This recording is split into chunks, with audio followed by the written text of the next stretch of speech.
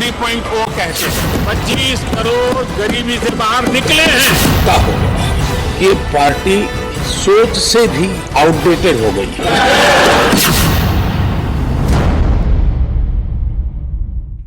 नमस्कार, सुबह के 10 बजने को है, वक्त हो चला है अपना बिहार का। मैं हूं शुभे मिश्रा आपके साथ। प्रधानमंत्री नरेंद्र मोदी ने राज्यसभा में राष्ट्रपति के अभिभाषण पर धन्यवाद भाषण पर जवाब दिया। प्रधानमंत्री ने इस दौरान अपनी सरकार की 10 साल की उपलब्धियों को गिनवाया। राष्ट्रपति के अभिभाषण पर धन्यवाद प्रस्ताव पर चर्चा का जवाब देते हुए प्रधानमंत्री नरेंद्र मोदी ने कांग्रेस पर जोरदार हमला बोला। प्रधानमंत्री ने राहुल गांधी पर निशाना साधते हुए कहा कि जिस कांग्रेस के नेता की कोई गारंटी नहीं, वो मोदी की गारंटी पर सवाल खड़े कर रहे थे। प्रधानमंत्री नरेंद्र मोदी ने न सिर्फ विरोधियों पर जोरदार प्रहार किया, बल्कि अगले 5 साल का एजेंडा भी सेट कर दिया। लोकसभा के रण में उतरने से पहले पीएम ने कांग्रेस पर पलटवार करते हुए 2029 तक का बीजेपी का एजेंडा फिक्स भी कर दिया। गरीबों की बात से लेकर ओबीसी आरक्षण और दुनिया की तीसरी सबसे बड़ी इकोनॉमी बनाने से लेकर आधुनिक भारत के सपने को पूरा करने का पूरा खाका पीएम मोदी ने संसद के ऊपरी सदन से बताने की कोशिश की। मतलब ये साफ है कि प्रधानमंत्री नरेंद्र मोदी ने राज्यसभा में दिए अपने संबोधन से ये साफ कर दिया है कि वो इन मुद्दों को जनता तक ले जाएंगे और अपने काम के आधार पर देश की जनता से तीसरे कार्यकाल का आशीर्वाद मांगेंगे। 5 वर्ष न्यू मिडिल क्लास जो गरीबी से निकल करके बाहर आए हैं, ऐसे न्यू मिडिल क्लास को नई ऊंचाई और सशक्त बनाने के लिए हम अनेक विध कार्य पहुंचाने के लिए पूरा प्रयास करने वाले हैं। और इसलिए हमने सामाजिक न्याय का जो मोदी कवच दिया है ना, उस मोदी कवच को और मजबूत बनाने और ताकत देने वाले हैं। ये समय हमने गरीब को मजबूता कि वो फिर से वो न्यू मिडिल क्लास फिर से वापस उस गर्त में डूब न जाए। हम 5 लाख रुपए आयुष्मान का देते हैं ना, उसके पीछे एक इरादा है। परिवार में एक बीमारी आ जाए ना, मध्यम वर्ग का आदमी भी गरीब बनने से देर नहीं लगती है। हमारी सरकार का तीसरा टर्म दूर नहीं है।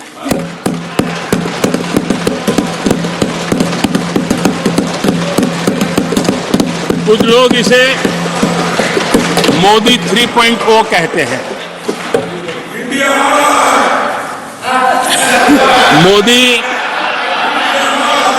मोदी 3.0 विकसित भारत की नींव को मजबूत करने के लिए पूरी शक्ति लगा देती। मेरा विश्वास पक्का हो गया है कि ये पार्टी सोच से भी आउटडेटेड हो गई है। हम अनाज देते हैं, अनाज देते रहेंगे, किसी को बुरा लगे या न लगे। मोदी जी, आजकल जब हम कहते हैं कि 25 करोड़ लोग गरीबी से बाहर आए, तो ऐसा कुतर्क दिया जाता है कि 25 करोड़ बाहर आए तो फिर 80 करोड़ को खाना अनाज क्यों देते हो। आदरणीय सभापति जी, हम जानते हैं कोई बीमार व्यक्ति हॉस्पिटल से बाहर आ जाए ना, तो भी डॉक्टर कहता है कुछ दिन इसको ऐसे ऐसे संभालिए, खाने में परहेजी रखिए, ढिकना करिए, फलाना करिए। ये कहना क्यों? कहीं दोबारा वहां मुसीबत में ना आ जाए। जो गरीबी से बाहर निकला है ना, उसको ज्यादा संभालना चाहिए। SC, ST, OBC उनको बड़ी भागीदारी लेने में कांग्रेस और साथियों को हमेशा परेशानी रही है। बाबा साहब की राजनीति को, बाबा साहब के विचारों को खत्म करने के लिए कोई कसर उन्होंने छोड़ी नहीं है। वक्तव्य अवेलेबल है, चुनाव में क्या क्या बोला गया है वो भी अवेलेबल है। एनडीए के अंदर हमने 10 साल काम करने का मौका मिला। हमने पहले दलित को और अब आदिवासी को, हमने हमेशा हमारी प्राथमिकता क्या है इसका परिचय दिया। वहीं राज्यसभा में पीएम नरेंद्र मोदी के भाषण पर अब सियासत शुरू हो गई। बीजेपी और जेडीयू ने पीएम मोदी के भाषण की तारीफ की और कहा कि प्रधानमंत्री अपने विकास का एजेंडा सेट कर चुके हैं। तो आरजेडी और कांग्रेस ने पीएम के भाषण पर सवाल खड़े किए। इसमें आईएएस अधिकारी जो विभिन्न प्रमुख पदों पर बैठे, उसमें कितने एबीसी हैं जरा बता दें। कितना परसेंट है? 1%, 2% बताएं देश के प्रधानमंत्री जी। आबादी के अनुरूप क्या इनको लाभ मिला? और एक बात मैं डंके की चोट पे कहता हूं, 10 वर्षों में देश की अर्थव्यवस्था जिससे कंगाली के रास्ते अख्तियार किए हैं, आने वाले कल में देश के लिए बहुत शुभ संकेत नहीं है। देश के युवाओं को रोजगार के सुअवसर प्राप्त हों, हमारा देश विश्व में एक नया कीर्तिमान स्थापित करे, देश की अर्थव्यवस्था और मजबूत हो। प्रधानमंत्री जी का भाषण इसी के अनुरूप था और हमें पूर्ण विश्वास है कि देश की जनता आने वाले लोकसभा के चुनाव में अपना आशीर्वाद एनडीए को देगी। माननीय नरेंद्र मोदी जी के नेतृत्व में भारत ने अगले 5 साल के लिए अपनी प्राथमिकताएं तय कर ली हैं और हमारी प्राथमिकता है सामाजिक और आर्थिक समरसता। समाज में जो लोग पीछे छूट गए हैं, हर तरीके से कांग्रेस के दशकों के कुशासन का नतीजा था कि समाज का एक बहुत बड़ा वर्ग पीछे छूट गया। उस वर्ग को किस तरीके से समाज की मुख्य धारा में लाना और उसे उचित स्थान देना, उचित सम्मान देना। देखिए, हमारे देश का दुर्भाग्य है कि हमारे देश का प्रधानमंत्री लाल किले से, राजनीतिक मंचों से और यहां तक कि सदन में भी जाकर धड़ल्ले से झूठ बोलता है और अपने झूठ पर गर्वित होता है। जिस देश की 80% आबादी सरकारी अनाज पर पलती है और जिस देश का रुपया अंतर्राष्ट्रीय बाजार में भूटान की करेंसी से भी नीचे जा पहुंचा है, वो दुनिया की तीसरी अर्थव्यवस्था। एक अनर्थशास्त्री कहेगा और हम मान लेंगे। सर, प्रधानमंत्री आदरणीय नरेंद्र मोदी जी लोग कहते हैं वो करके दिखाते हैं। मोदी की गारंटी आज देश में सबसे बड़ी गारंटी बन गई है और उन्होंने करके दिखाया है। किसी व्यक्ति के जांचने के लिए उनके पिछले किए हुए कार्यों को ही आप देख करके कह सकते हैं। तो आदरणीय नरेंद्र मोदी जी अगर कह रहे हैं कि देश को तीसरी बड़ी अर्थव्यवस्था बना करके तीसरे टर्म में देंगे, तो इन बयानों को सुनकर आप ये कह सकते हैं कि मोदी का एजेंडा सेट, लेकिन विपक्ष अपसेट। राज्यसभा में पीएम ने कांग्रेस पर जमकर हमला बोला। मोदी ने राहुल गांधी को नॉन स्टार्टर बता दिया। राहुल न लिफ्ट हो रहे हैं और न लॉन्च, ये कहना है देश के प्रधानमंत्री नरेंद्र मोदी का। पीएम मोदी ने कहा कि अनाज वाली योजना लगातार जारी रहेगी।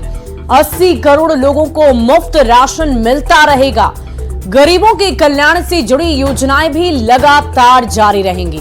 अगले 5 साल में बुलेट ट्रेन भी भारत में नजर आएगा। राज्यों के विकास से ही देश का विकास होगा और इस पर फोकस केंद्र सरकार का और ज्यादा रहेगा कि अलग अलग राज्यों का विकास हम बहुत तेजी से करें और तभी तो देश का विकास किया जा सकता है। पीएसयूएस की नेटवर्थ बढ़ाकर 17 लाख करोड़ रुपए हो गई है। यूपीए सरकार में 234 पीएसयू थे और आज 254 पीएसयू हैं।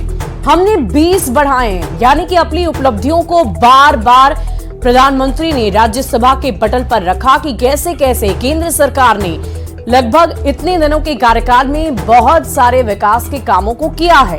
पीएम मोदी ने कहा कि हमारे 10 साल टॉप 5 इकोनॉमी वाले हैं। कांग्रेस पर हमला बोलते हुए प्रधानमंत्री मोदी ने कहा कि इस बार कांग्रेस 40 भी पार नहीं कर पाएगी।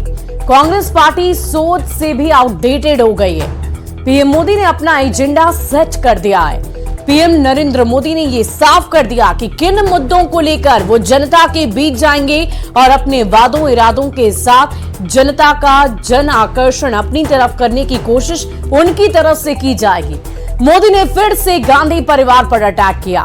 पीएम मोदी ने आगे का रोड मैप भी दिखा दिया।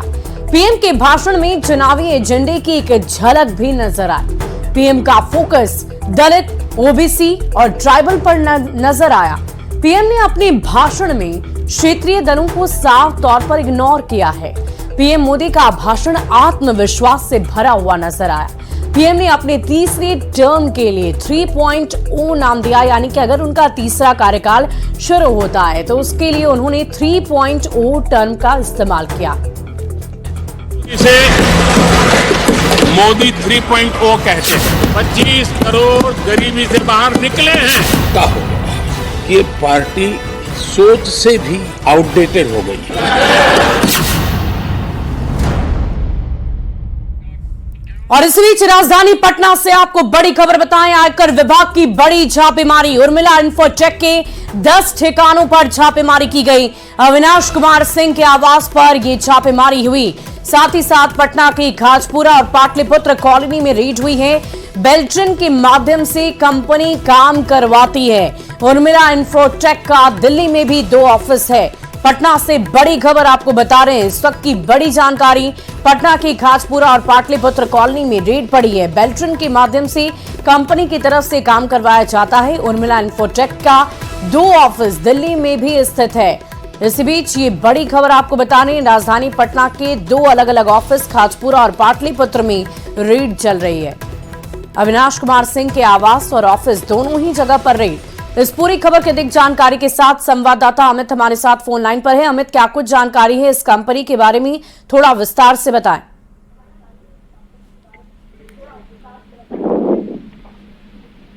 जी अमित,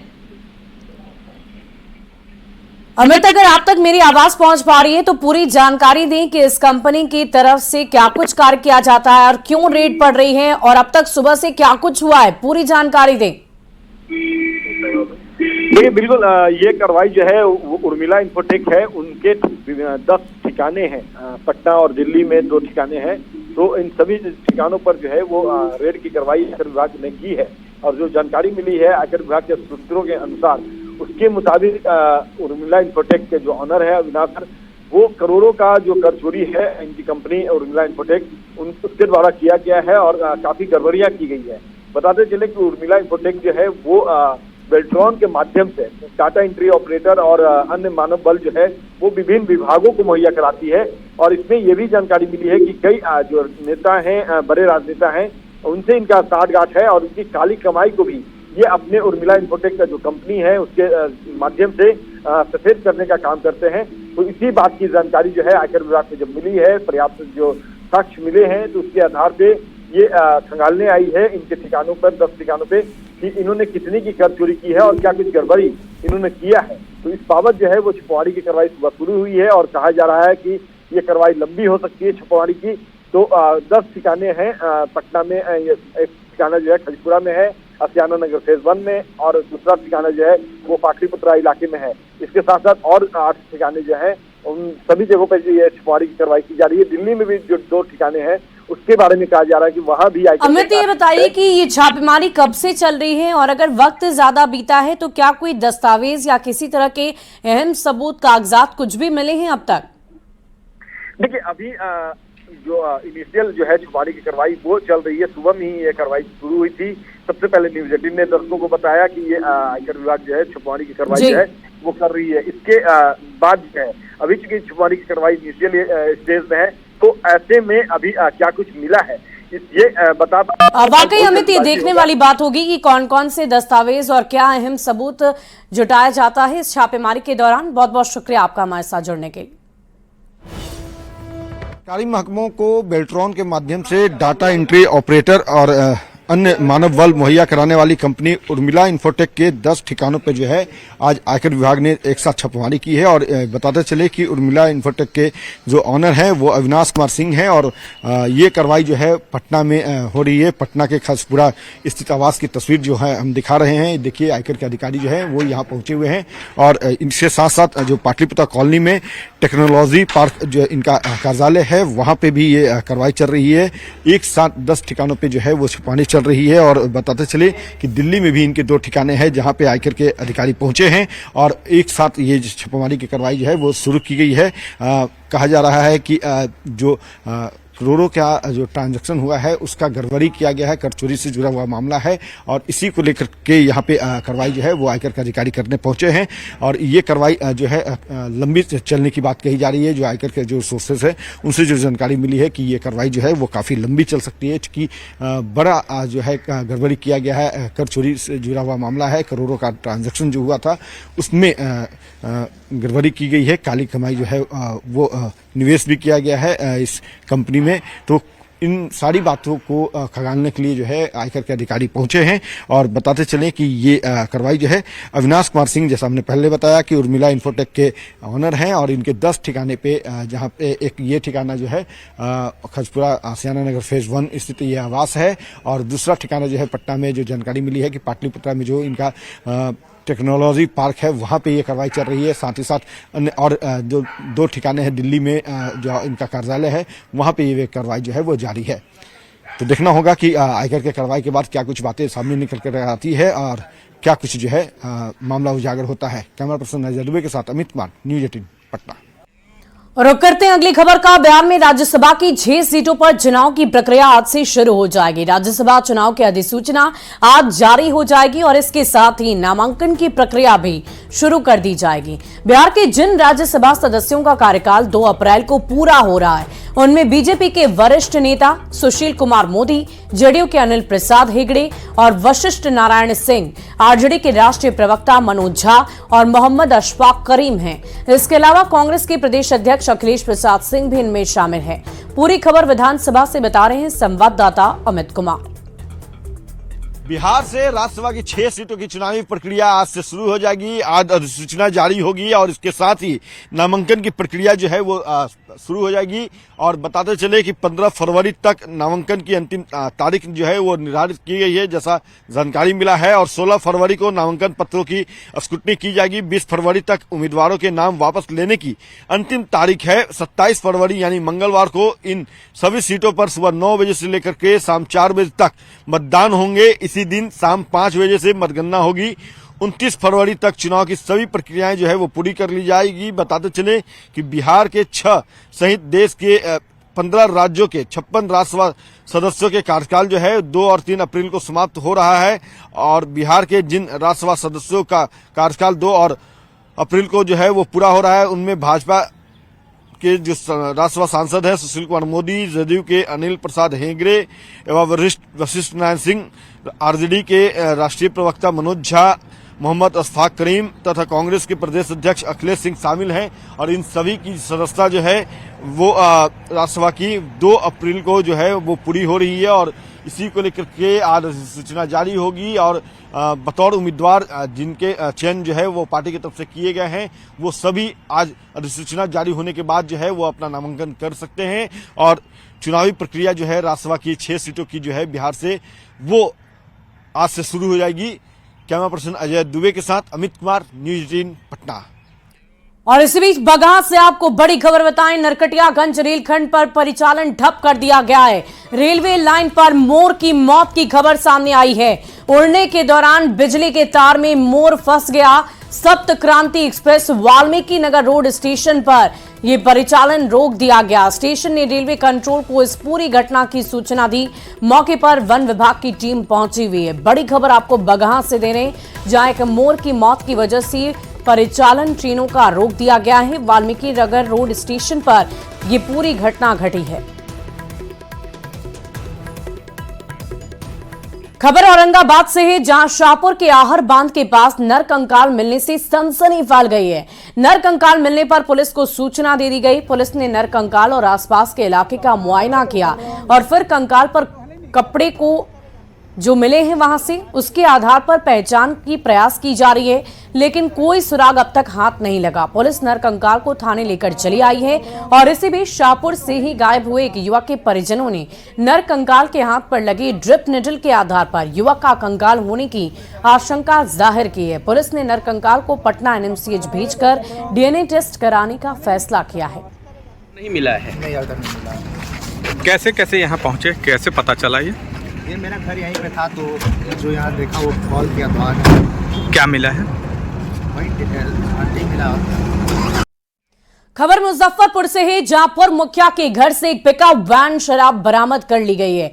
साहिबगंज में मद्य निषेध की टीम और साहिबगंज थाने की पुलिस ने बड़ी कार्रवाई करते हुए पूर्व मुखिया के घर से एक पिकअप शराब बरामद की है। माधोपुर हजारी के पूर्व मुखिया अनिल यादव के घर के बाउंड्री के अंदर से पिकअप में विदेशी शराब रखी हुई थी, जिसे पुलिस ने जब्त कर लिया है। जांच के दौरान 1381 लीटर शराब बरामद कर ली गई है। पूर्व मुखिया और अन्य के खिलाफ मामले भी दर्ज किए गए। साहिबगंज थाना अंतर्गत माधोपुर हजारी गांव के पूर्व मुखिया अनिल यादव के बाउंड्री के अंदर घर के से पुलिस को और मद्य निषेध इकाई को एक गुप्त सूचना प्राप्त हुई थी कि उसमें एक पिकअप शराब रखा गया है। जिस सूचना के सत्यापन के लिए साहिबगंज थाना प्रभारी और मद्य निषेध की टीम दोनों ने संयुक्त रूप से कार्रवाई करते हुए वहां उनके घर के बाउंड्री से एक पिकअप शराब बरामद किया है। वहीं पूर्णिया में एक युवक की चोरी के आरोप में जमकर पिटाई की गई है। युवक की पिटाई का लाइव वीडियो सामने आ गया है। घटना शहर के खजांची हाट थाना के लाइन बाजार चौक की है। वीडियो में आप खुद देख सकते हैं कि बाइक चोरी के आरोप में स्थानीय लोग मिट्ठू नाम के युवक की जमकर पिटाई कर रहे हैं। सूचना मिलते ही मौके पर पुलिस पहुंची और भीड़ के चुंगल से छुड़ाकर उसे जीएमसीएच में भर्ती किया गया। आरोपी मिट्ठू का कहना है कि वो पिताजी की दवाई के लिए लाइन बाजार गया हुआ था और तभी कुछ लोगों ने उसे बुलाकर बाइक चोरी का आरोप लगाकर पिटाई कर दी।